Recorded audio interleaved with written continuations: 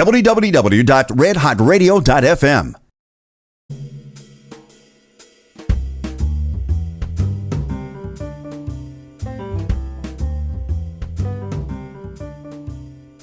Trust, classroom management. Time to rebuild understanding between students and teachers. Good evening. My name is Jamila Kareem, and I'm a retired educator from CPS and the Alternative School Networks. It's been a delight and a pleasure for me to be able to interact with students. I am the mother of 6 biological children and 6 children that have accompanied me through my journey and my learning process. I have been a midwife, I've been a sister, a friend, a traveler. I've just enjoyed my life, and I like to share what I'm doing with others. This book has allowed us an avenue to do just that. Sister Amira and Sister Aquila and Sister April, we have been friends for many, many, many moons. Many moons. I've delivered a few of their children. We have worked in a variety of settings, and we've been blessed for our lives to keep intersecting with each other. And my name is Michelle Yisrael. Everybody calls me Amira, and I don't mind either. I have 5 children of my own, and several that were always at my house, so they like mine also. I have been in education since I was 19. That was about 1978. So I've taught every level of education ever since then. Right now, I am assistant professor of English, composition, and literature at Kennedy King College. I love my job. I love what I do. I love growing and collaborating with other educators. I learn from my students every day. And if you hear someone call me Amira like Jamila just did, that's me, Michelle. Amira, hi. I'm known as Aquila, though Marcella Graves is my birth name, my legal name, but Aquila is my most affectionate name, and I'm well known, perhaps more so as that. I'm also a retired teacher. I've taught in the CPS systems for over 20 years. I completed bachelor's degree, master's, type 75, and EDS degrees. I've been a teacher. You know, I think we're all teachers. I think we've been teachers probably since from the womb. You know, so teachers are definitely teachers from classroom settings, but you know, our experiences began long before we were actual teachers in the classroom. Yes. And so I have 6 children, host of grandchildren, and as along with Jamila, also a midwife, doctor, lawyer. That's a little cliche. I have a passion, as do my cohorts, for the education of our children. And it's a real big piece for us because we've seen a lot through the years, as Jamila says, between the 4 of us, Jamila, Michelle, April, and myself, we have over 100 years of educational experiences, pedagogies, strategies, the whole 9 yards. And so we've seen a lot through the years. So we've worked together, not only in the educational settings inside of the classroom, but outside of the classroom as well. You know, we have been community activists. Yes. We have served, believe we have tried and feel that we have served our communities through the years. And this new endeavor is only an extension of trust. Of what we've done. It's only an extension of what our vision, our dreams, and our hopes are, not only for our children, but for our community, and in the long run for society. So we're glad to be here, and we're glad to be given a voice by Yakira to say, and to invite you all into our world, to share with us. We're called Urban E.D.U Coach, and it just so happened maybe 8 years ago, there were 6 of us at the time, and we all had our own businesses. Mine was Urban E.D.U Coach, and we were doing things together, consulting together, and as a collective of 6 people, we called ourselves E.D.U Innovators. But since that time, things have happened in life. Life has happened, and nobody was able to keep their website going except for me. It's because I'm a workaholic and I don't have anything to do anyway. So once we actually wrote the book, and it happened, it was not accidental, but it wasn't a plan. We decided that, we put our work aside, our work that we did together aside, and some of the things that were going on in our individual lives had stopped, and we wanted to continue the work. So we just started writing, because we didn't know what direction the work was going in at the time. Right. So we were all over the place. April was somewhere else. Jamila was in Los Angeles. Aquila was in Los Angeles.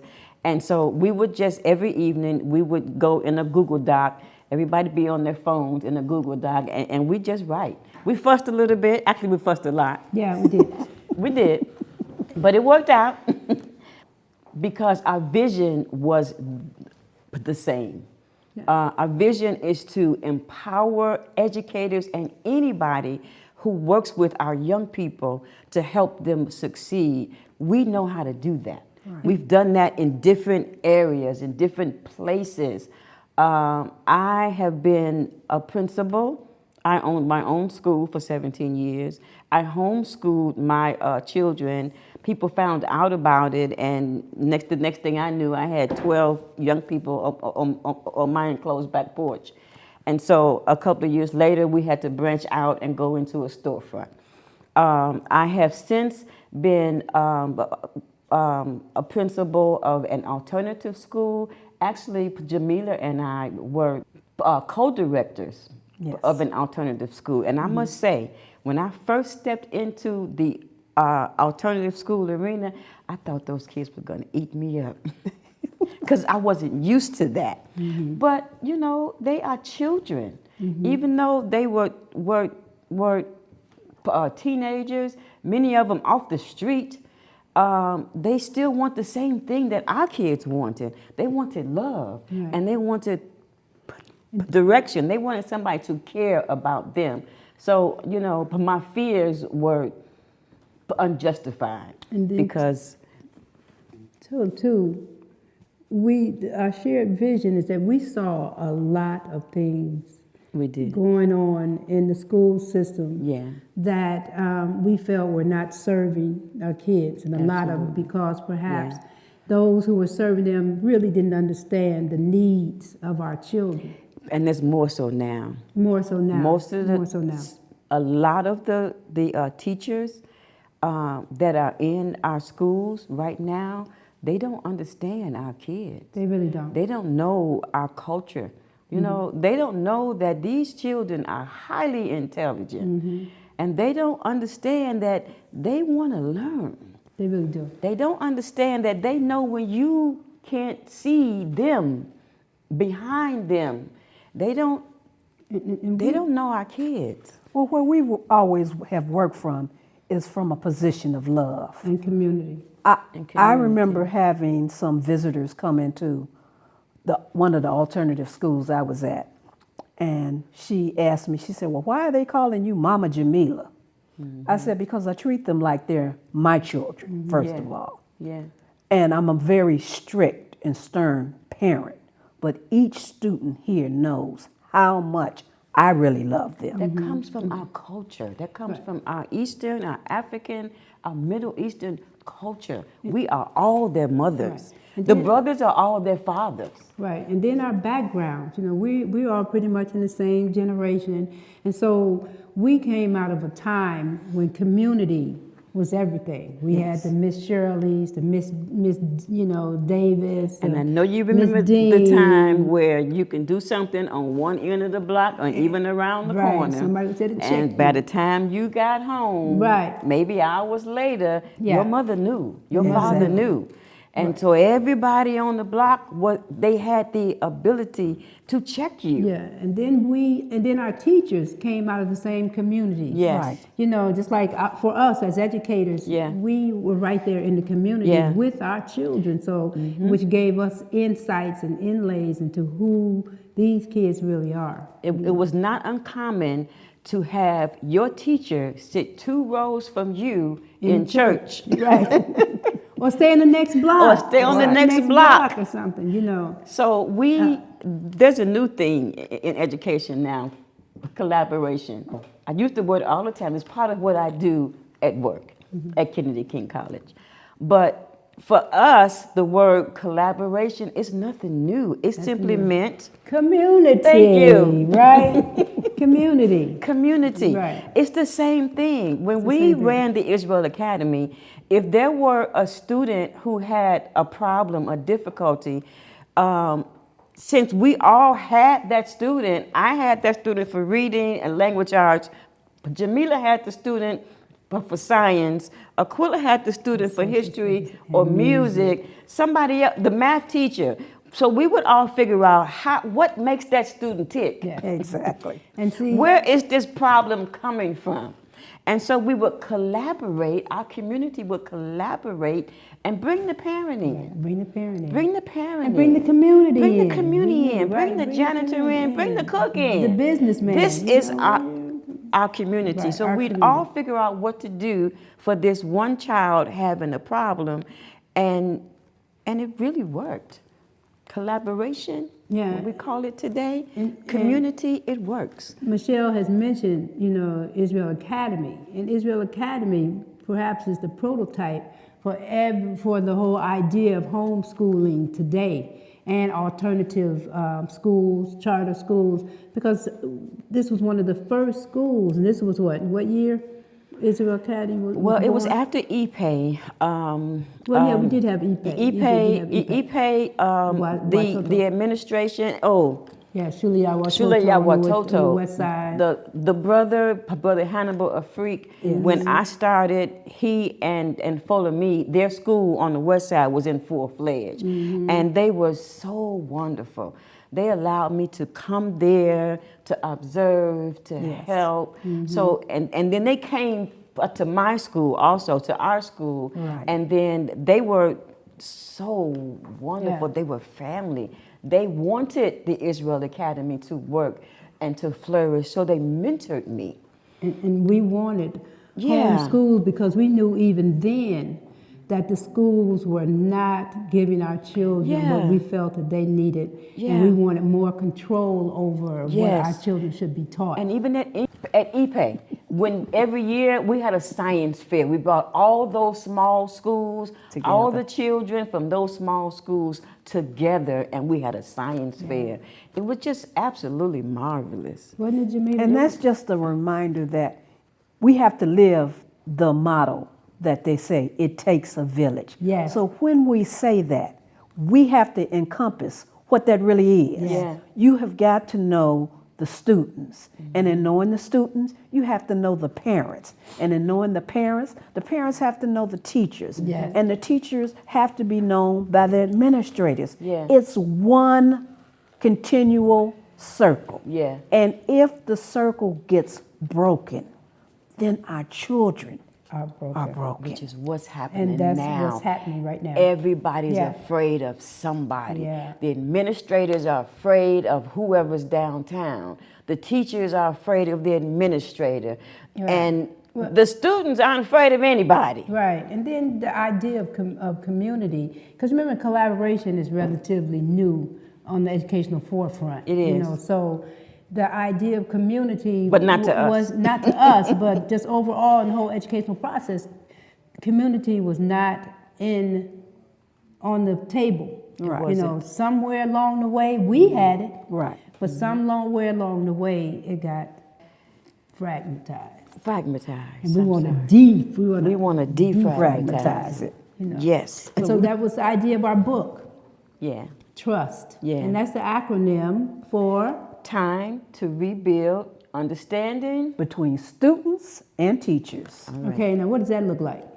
What it looks like is it all becoming a community again.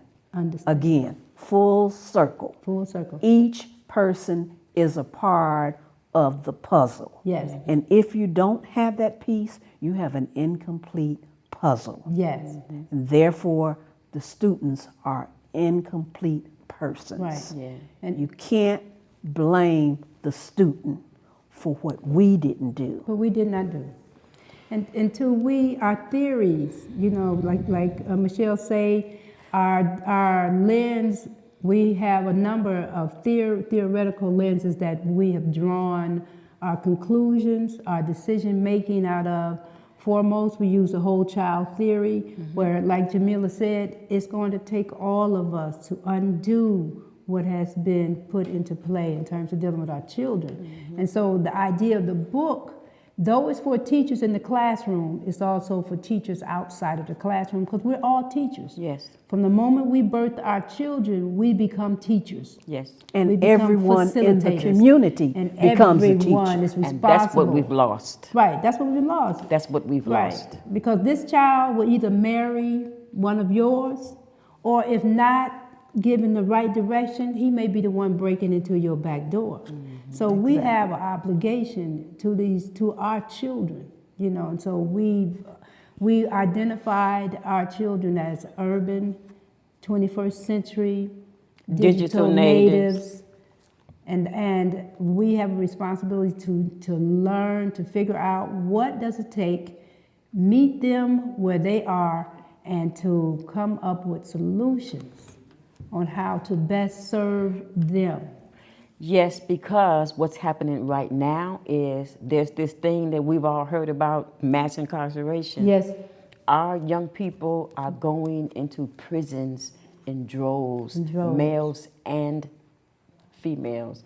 In the alternative schools that we worked in, it was very common for young people to come to school with an ankle bracelet, having to be required by their probation officers to be in school. And the probation officers would come into the schools and check from time to time. And, you know, that needs to stop. And remember, research says what? That our kids are being targeted as early as third grade, fourth grade. Third grade. And they're what building prisons. What I see in college right now, there are 18-year-olds being enrolled, trying to enroll in college, and they don't have the appropriate literacy skills. Right. And now the federal government is cutting out all remedial and developmental classes. Did anybody know about that? Who saw that coming? Right. That means how many of our young people who are ill prepared by the public school systems that cannot read, cannot think on a critical level, how many of them will not be able to attend college? Right. And it's not by happenstance. Right. It's by design. It's by design. So it is time for us as a community to take back the control of educating our own. Yes. If this fails, we have no one to blame but ourselves. Yes. We are of the generation where when I meet young people that are in their 40s in their 30s, I start off by apologizing. yeah. I owe we them We an all do apology this, yeah. because We do. we owe them fell an apology. short. Yes, we did. We dropped We the ball. dropped the ball, dropped the ball. by wanting to have more than what our parents had. Yeah. But in doing that, we forgot part about of the the children. preparation. Right. We did not prepare our students for the reality of the real world that they were getting ready to face. And when I apologize, they appreciate that. do. They really appreciate that. I mean, the hardcore thug on the corner Yeah. appreciates Right. that apology, and then he knows or she knows that we are in their corner. That we care. And so, and that really takes us into trust. You know, when we conceived the book, we have 4 components that really makes the gist of the book. One deals with social, emotional concerns. Another deal with emotional, internal concerns, project-based learning, and then how do we bring this all together to make this all work? What's the glue to make it all stick? Yeah. Now, April, who's our quarter, the other 1/4 of the team, she's couldn't be here today, but she focuses on the teacher herself. And remember, the teacher is not just the teacher in the classroom, right? Exactly. The teacher is the mother, the father, The mentor. the first responder. Yes. Anybody who has contact with our youth. contact with our youth. Yes. And impact them in any kind of way. Yes. You are a teacher, and you have to see yourself as a facilitator Right. in the development of this child. So with April, her component says that I have to look at myself. Who am I? And when I stand before this child, this student, what do I bring to the table? Yeah. What did this child see? And if this child sees somebody that stands before them that really doesn't love them, that really is not concerned about their development, that really don't understand who they are, and are really not invested in them, then there's a breakdown. Yeah. Right? Yes, Right. There's a absolutely. breakdown. Right. And everybody in the building, the village, has an active role. That's an active Everybody. role. The person who is cooking these children's food, Has just as active. love has got to Be in that ooze food. out of that Yes. food. Yes. The person who is doing maintenance and repairing things, He's got to you have care to about. act like this is your Yeah, house. And absolutely. when you Your see a children. child that's out of line, Yeah. You you're have to the be able adult. to check Yeah. him. You got to be able to Lovingly. Yeah. talk. Right. It has to be from a place of Redirect love. them lovingly. So our first component, emotional intelligence, it says that I have to first look at self. And I have to be very clear on who self is so that I am assured that I can bring the necessary strategies to the Exactly. table Yeah. that is going to empower, Yeah. as we say, empower this child. Yeah.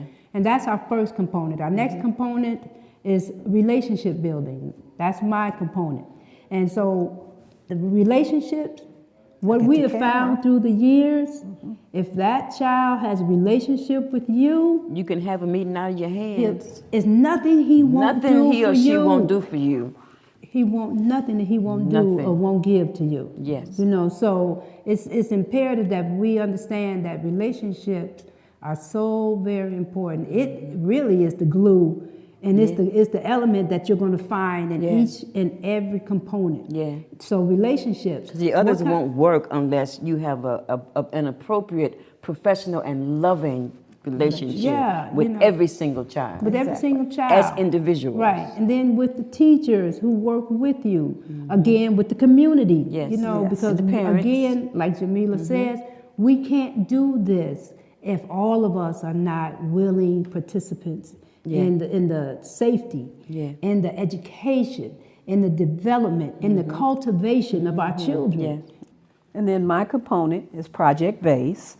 And the reason that I'm a passionate person about project-based instructions or lessons or both is that you have to understand the student that you are trying to educate.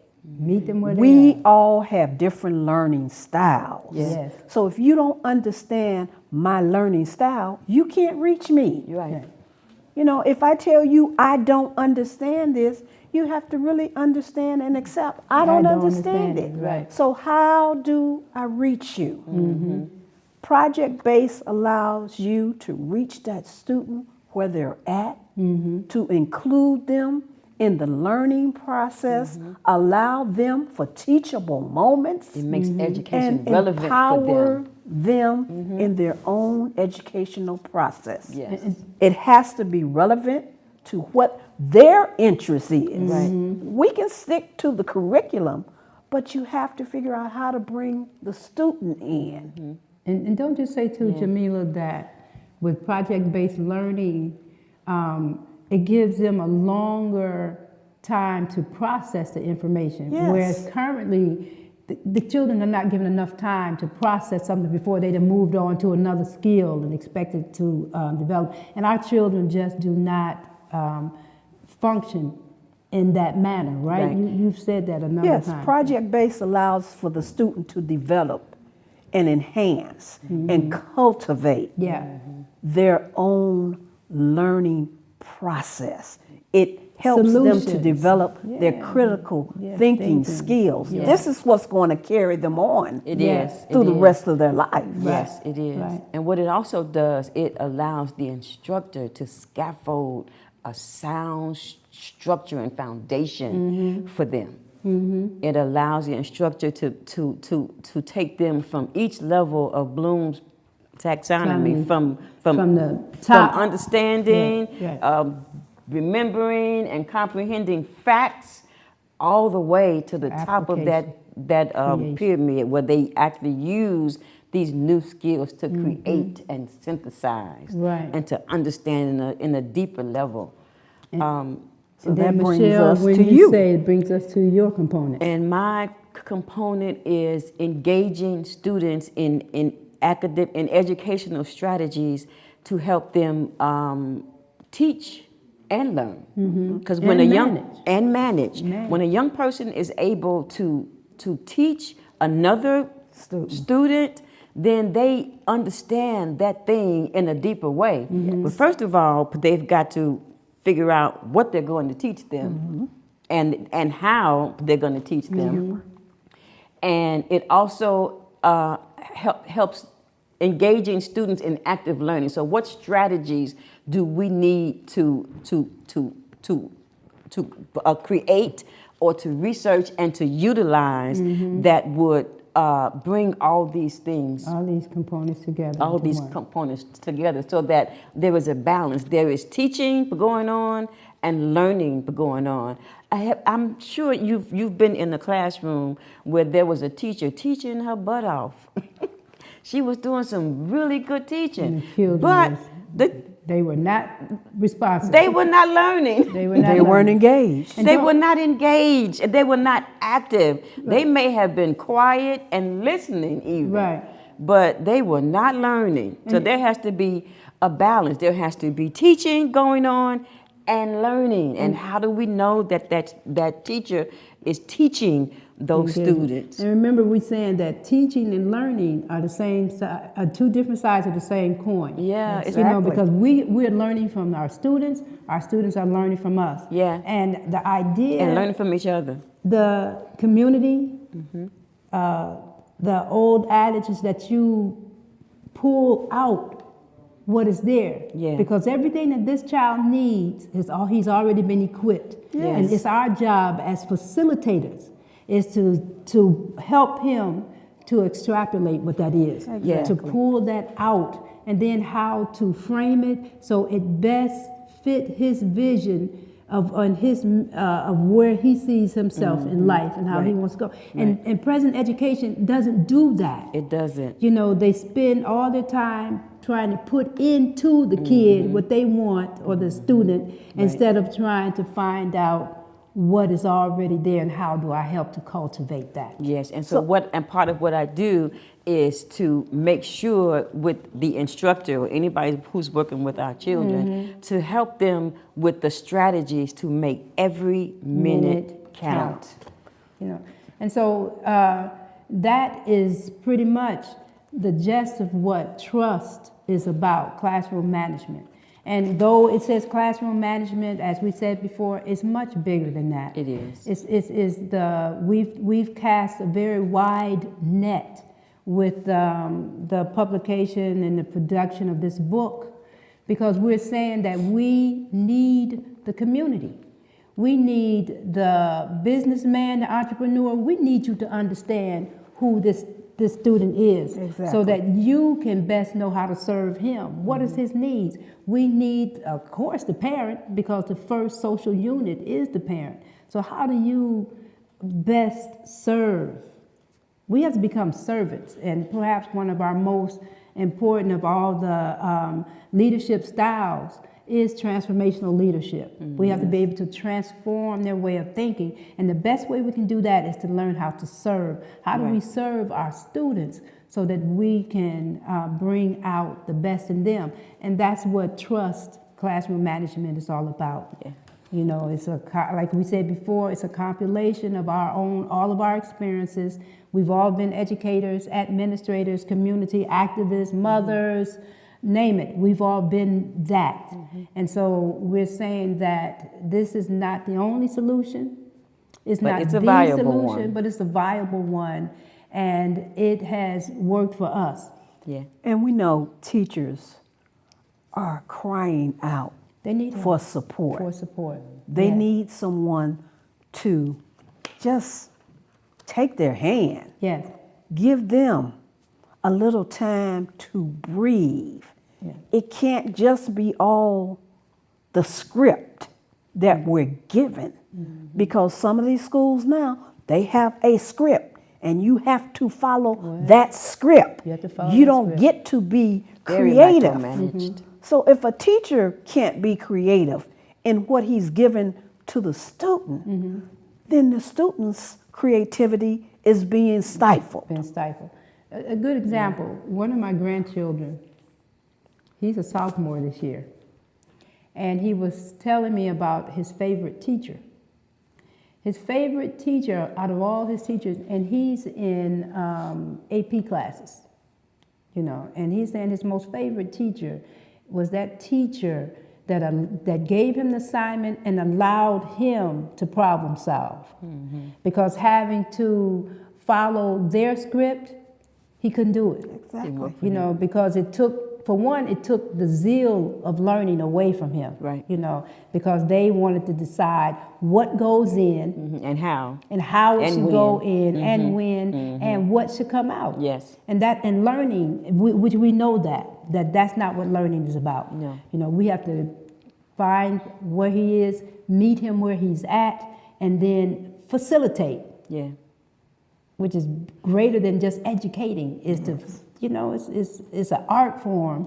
How do we become artists with a pen and pencil and canvas in our hands and help this child create his world? You know, one of the things that I do every 4 weeks in a 16-week semester is I ask students, what is it that you need me to do Yes. to make sure that you are That- learning? That you are learning. And I give them time to write that out. Yes. I take it back to my office. I read every one of them. And they are so surprised when they see me using some of those things that they said that, Right. that they wanted me to do for them. And it really works. Right, and then Find out what they you know, need. Michelle has a good another good point. We know that our children today are no longer traditional learners. Right. They didn't learn the way we learned. We know that our children are suffering from illiteracy, no competency skills across the board, and we see that. And if April were here, she would say they were malnourished. And April would say a lot of that has to do Diet. With their diet. You know, they're not being fed nourishing food or not being fed at all when they At come all, to in school. some When they come to cases. school, not at all. Yeah. You know, and so what we're saying is that with this child who's now called the digital native, is that we can no longer teach them the way we were taught. You know, because they're not that same child anymore. You know. Amira has an excellent strategy where she uses the cell phones because everybody doesn't necessarily Everybody's got a cell phone, and everybody's got a cell phone. all the schools have the same complaint. It's not enough computer labs.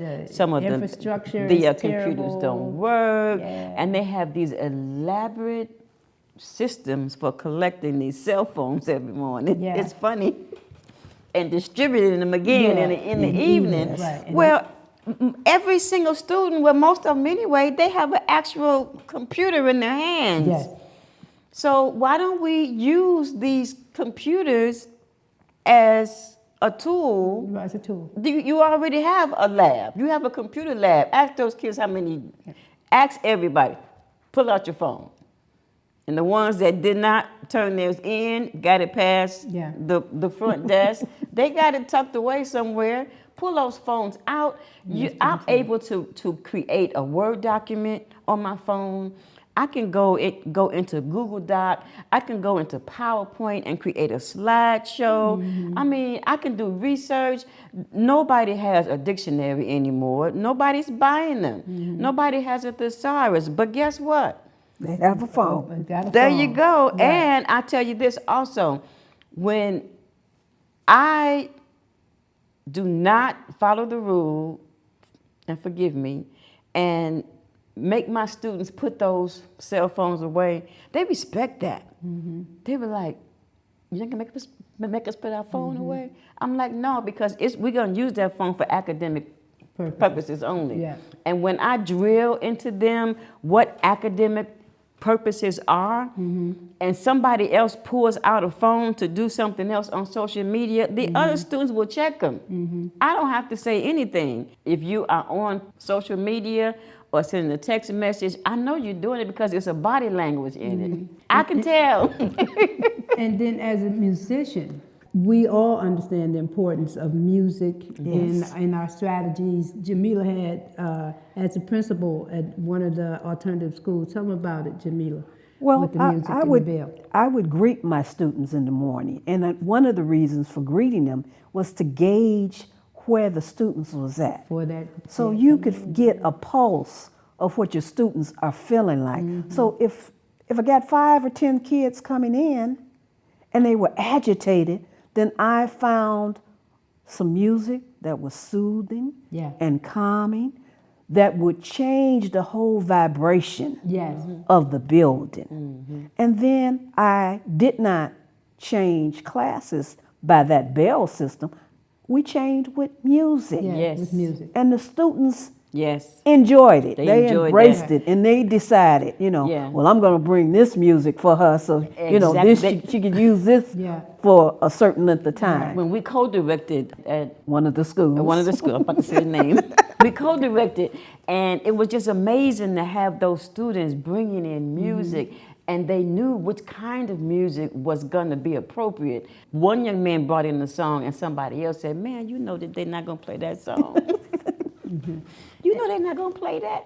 And one time I had a young man, and he came in after a weekend, and he must have been on the corner doing his thing on the corner all weekend, because he came in on Monday and he said, "You know what, Miss Israel, I'm mad at you." And I'm like, "For what?" "I haven't seen you since Friday, because you had me on the street and I was singing the song that you played for third period, and my boys was just looking at me." I'm like, "You know what? It's because you have outgrown that corner. Okay. It's time for you to come out that corner and do something else with your life now." And so you might, ask, well, why music, why technology? But this is who our children are today. That's who they are. Our children are governed by music. Our children Yeah. are governed by technology. Yes. Our children are governed by Creativity. by creativity. They you can know, create and so, some things. So as educators, we got to identify those aspects and Yes. teach out of that vernacular because that's who they are today. Exactly. That's who they are. Again, we're pushing the book, and let us be clear that our greatest desire, our greatest passion is the education of our children. If we don't educate our children, Nobody else can. nobody else can but us, number one. And number two, the idea of education is so that they can contribute back to society. And so they can't. We want them productive. They're We not. want them Many of them productive. are not being productive Not being now. productive. But you can get the book on Amazon.com. Yeah. Amazon.com. Just look on Amazon, and you have to put in the acronym. If you just put in trust without the acronym, You're likely to pull other up stuff are gonna come 20 up. other books. Put the acronym in, Yeah. and it will come up. Right. Amazon.com. We are passionate about our children. We're passionate about what we do. And we know that the responsibility and the onus of responsibility falls on us, Yeah. on our generation. Exactly. You It know, does. because We in a dropped the way, it ball. really started Yes, with us, it did. and we take the responsibility that we dropped the ball. Yeah.